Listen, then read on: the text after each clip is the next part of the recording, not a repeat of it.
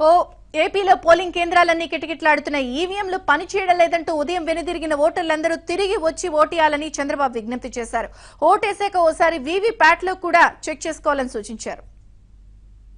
మీరు కూడా వినియోగించుకోవాలని మిమ్మల్ని అందరినీ కోరుతున్నాను. మీకు ఉదయం ఈవీఎంల వల్ల కొంత అసౌకర్యం కలిగింది. దీనివల్ల ఇబ్బంది పాలయ్యారు.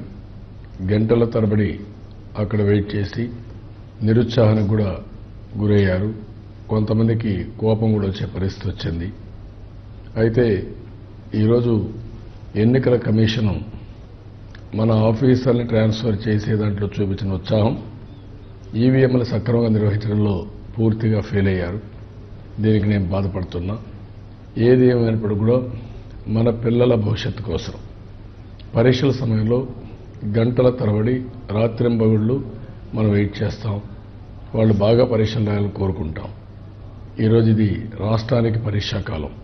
ఇప్పుడు నేను మిమ్మల్ని ఒకటే కోరుతున్నా, ఎన్ని ఇబ్బందులున్నా 5:30 గంటల లోపల మళ్లీ పోలింగ్ స్టేషన్కి వచ్చి లైన్లో నిలబడుకొని మీ ఓటు హక్కును మీరు ఉపయోగించుకోవాలి.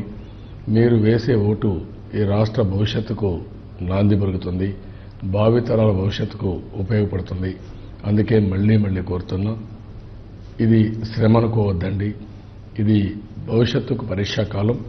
ఆ పరీక్షా కాలంలో మీరు రాష్ట్రం తరపు నిలబెడతారని, మీ బాధ్యతగా మీ కర్తవ్యంగా ఓటేస్తారని చెప్పి మరొకసారి కోరుకుంటూ, చేయాల్సిందిగా మరొకసారి కోరుతూ అందరికీ నమస్కారాలు.